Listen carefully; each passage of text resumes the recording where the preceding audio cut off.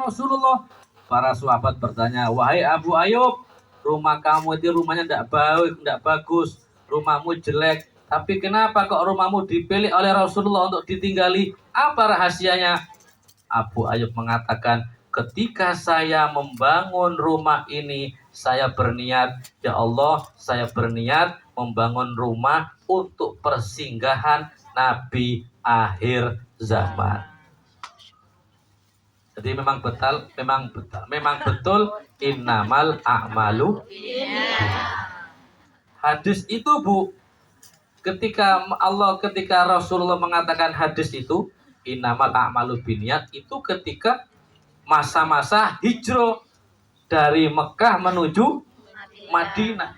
Dan hadis itu dikenal dengan hadis Ummu Qis, ibunya Qis. Ummu Qis ibunya Qis. Maksudnya gimana? Hadis itu terkenal hadis seorang sahabat yang ikut hijrah dengan Rasulullah, tapi niatnya bukan karena Rasulullah, niatnya bukan karena Allah, niatnya mengejar janda. Itu ya. Jandanya bernama Ummu Qis, ibunya Qis. Jadi janda tersebut punya anak perempuan namanya Qis. Nanti jandanya disebut Ummu Qis. Ya kan? Berarti bagaimana? Si sahabat ini mendengar, oh, janda idolaku dia ke Madinah bersama dengan Rasulullah. Saya mau ikut hijrah. Kenapa? Karena idolaku bersama dengan Rasulullah ke Madinah. Hijrahnya enggak karena Allah, hijrahnya enggak karena Rasulullah. Walaupun sama-sama satu rombongan dengan Rasulullah, sama-sama berjalan, sama-sama naik unta, sama-sama asal Mekah, dan sama-sama tujuan Madinah, niat yang membedakan maka tidak ada pahalanya.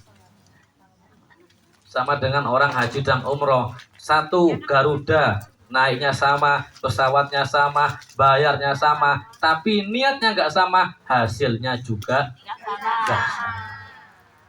Walaupun hijrah bersama dengan Rasulullah, niatnya nggak karena Allah, nggak karena Rasulullah, karena mengejar si janda Ummu Qis tadi, maka dia tidak mendapat ridho Allah dan Rasulullah, hanya mendapatkan jandanya saja.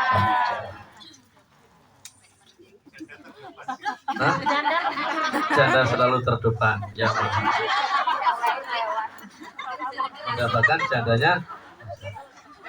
Lah, bapak-bapak ini merene golek rondo apa piye?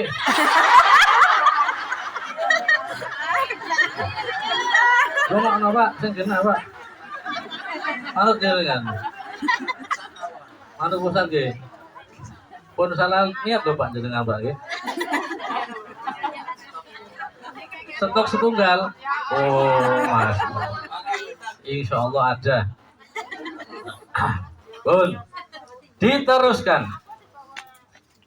Ciri-ciri umatnya Rasulullah disebutkan, yakunu khairul anbiya wa ummatuhu khairul umam.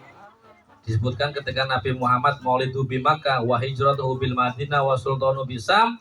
Nabi Muhammad lahir di Mekah, hijrah ke Madinah, masa-masa kejayaan Islam ada di Sam, dan disebutkan yakunu khairul anbiya wa ummatuhu khairul umam. Nabi Muhammad adalah khairul anbiya, sebagus-bagusnya para nabi, dan umatnya menjadi sebagus-bagusnya para umat. Jenengan ini menjadi sebagus-bagusnya para umat loh, Bu.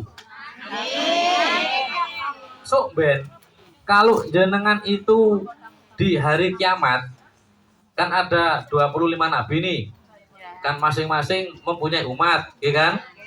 Nabi Adam, Nabi Nuh. Di antara 25 umat, jenengan ini umat yang terbaik. Karena wa ummatuhu khairul umam, dan umatnya Nabi Muhammad adalah umat yang terbaik. Lalu apakah Rasulullah mengetahui ciri-ciri umatnya? Tahu. Apakah Rasulullah mengetahui ciri umatnya? Tahu dari mana? Dari asaril wudu, dari bekasnya air wudu. Makanya soben kalau di hari kiamat, Kalau ada kakinya yang bersinar, tangannya bersinar, terus mukanya bersinar, itu bekas air wudhu. Itulah umatnya Rasulullah Shallallahu Alaihi Wasallam. Maka semakin sempurna jenengan wudhu, semakin terang itu sinarnya. Semakin banyak jenengan membasahi kulit dengan air wudhu, semakin terang itu sinarnya. Itulah ciri-ciri umatnya Nabi Muhammad Shallallahu Alaihi Wasallam. Apa ciri Nabi Muhammad? Yukabbiruna ta'ala ala kulli syarafin. Yang pertama, umatnya Nabi Muhammad itu selalu mengagungkan Gusti Allah dalam setiap kesempatan. Mengagungkan Gusti Allah dalam setiap kesempatan. Kalau jenengan mempunyai masalah, jangan mengadu kepada Allah, ya Allah, aku mempunyai masalah yang sangat besar. Tapi mengadulah kepada Allah, wahai masalah besar, aku mempunyai Allah yang maha besar. Maka kecil itu masalah jenengan. Tapi kalau jenengan membatasi kekuasaannya Gusti Allah, maka jenengan nggak ada apa-apanya. Sampean umpamanya mau haji, tapi tidak punya duit. Terus sampean membatasi kekuasaannya Allah hanya di duitnya jenengan toh. Kalau saya sih tidak mungkin haji umpamanya. Karena saya ini ya uang tidak punya, utang banyak, uang nggak punya, majikan seret kasih gaji umpamanya. Kalau saya mau haji kayaknya nggak mungkin. Itu salah. Allah ini maha kuasa. Kalau Allah sudah memanggil jenengan untuk ke tanah suci, apapun jalannya pasti jenengan berangkat. Di Gondang Legi itu Bu, di rumah saya di Gondang Legi. Ya, ada rumah sakit namanya RSI, Rumah Sakit Islam Gondang Legi. Di situ ada orang namanya Pak Mujiono. Bukan Mujiono, Pak Margono. Pak Margono ini tukang becak. Ini salah satu contoh kuasanya Gusti Allah. Pak Margono ini tukang becak. RSI mengadakan undian. Siapa yang berobat ke RSI akan diberikan kupon berhadiah umroh gratis. Zaman dulu bukan umroh, haji. Itu sekitar tahun 90-an. Siapa yang berobat ke RSI akan mendapatkan kupon haji gratis. Si Pak Margono, si tukang becak, dia tuh sakit gigi. Sakit gigi berobat ke RSI untuk mencabut gigi. Ketika diperiksa, giginya dicabut, dapat kupon. Lah kok dilalahnya kepak Bu. Gara-gara sakit gigi, dapat kupon, dia diundi cocok berhadiah haji gratis. Maka dia haji gratis, pulang dari haji dipanggil Pak Kaji loro untu.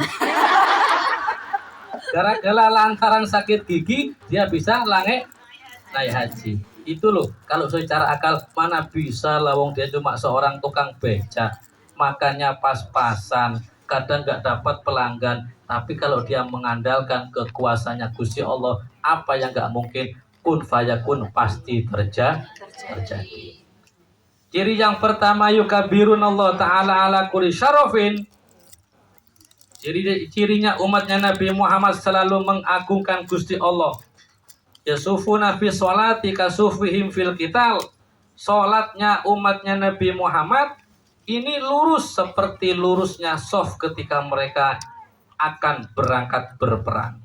Jadi kalau umatnya Kanjeng Nabi itu kalau sholat shafnya lurus-lurus. Kalau sholat harus dilurusin seperti shafnya ketika berangkat berperang. Yusufuna fi sholati kasufum bil qital. Qulubuhum masahifahum, hati mereka lembut. Yahmadunallah ta'ala ala kulli siddatin waraha. Serta mereka umatnya Kanjeng Nabi Muhammad SAW selalu memuji, berhamdalah kepada Allah, bersyukur kepada Allah dalam setiap kesempatan, dalam setiap kesupekan dan kelonggaran.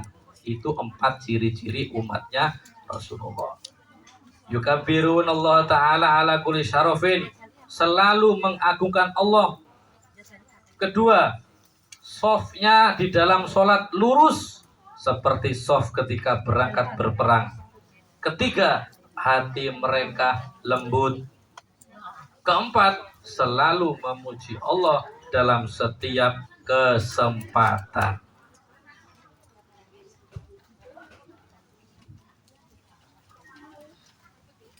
Nah, ini yang terakhir, nasib kita kelak pada hari kiamat disebutkan ada 3 nasib.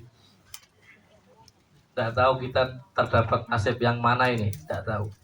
Apa nasib yang beruntung atau nasib yang kurang beruntung, maka akan dilanjutkan setelah sorban berkeliling pada hari ini. Ya dan dikeliling no. Oh belum siap.